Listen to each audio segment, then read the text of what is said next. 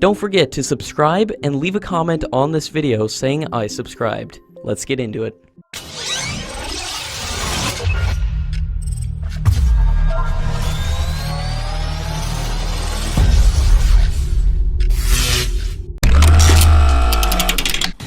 According to latest media reports, the United States has warned India against a planned purchase of S-400 systems from Russia during the visit of the Russian President Vladimir Putin to New Delhi this week. The US has said that such an acquisition would attract sanctions under the US law. Meanwhile, Russia has announced that India and Russia will sign the $5 billion deal, and the delivery of the systems will start in 24 months. The United States has also imposed sanctions on Chinese military for the procurement of Su-35 fighters as well as the S-400 system.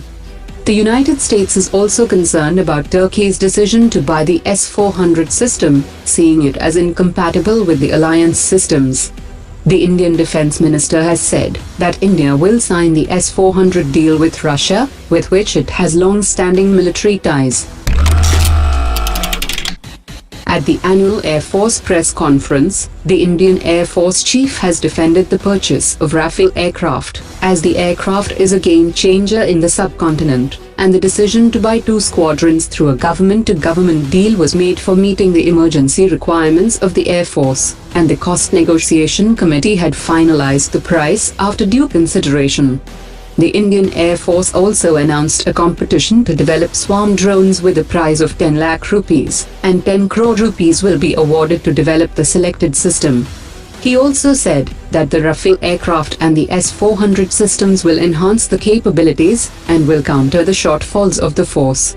He also informed that there has been a delay in delivery schedule in contracts already executed to Hindustan Aeronautics Limited, and there is a 3-year delay in the delivery of Su-30, 6-year delay in the Jaguars, 5-year delay in the Tejas aircraft, 2-year delay in delivery of upgraded Mirage 2000 aircraft.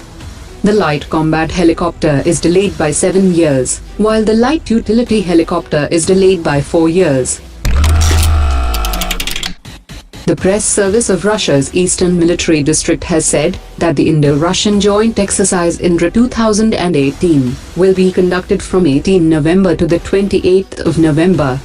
The Russian side plans to send about 250 servicemen of motorized infantry units of the Eastern Military District. The previous military exercise took place in 2017 in Russia's far eastern region of Crimea and at naval training grounds of Pacific Fleet of Russia.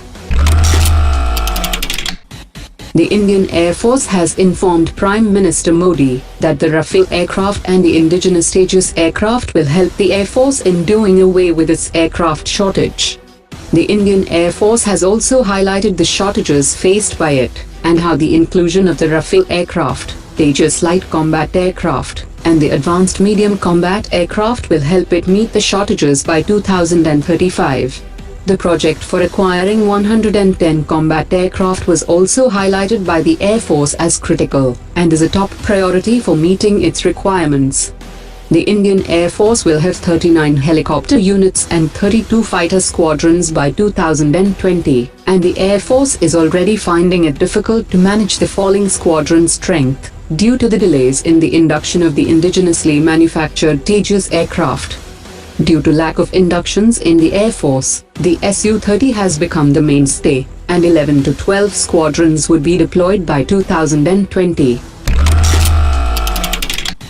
With the aim to build interoperability and mutual understanding as well as sharing of best practices, the 6th edition of National Maritime Exercise between the Indian, Brazilian and South African navies is currently being held at Simonstown in South Africa. The exercise includes both harbour and sea phases with various navigation and seamanship evolutions, surface training, anti-submarine exercise as well as flying operations. According to media reports, the fixing of the price for land has turned into a roadblock for the ambitious naval shipbuilding facility proposed by the Reliance Group, as the Memorandum of Understanding for the project had been signed on 11 January 2016.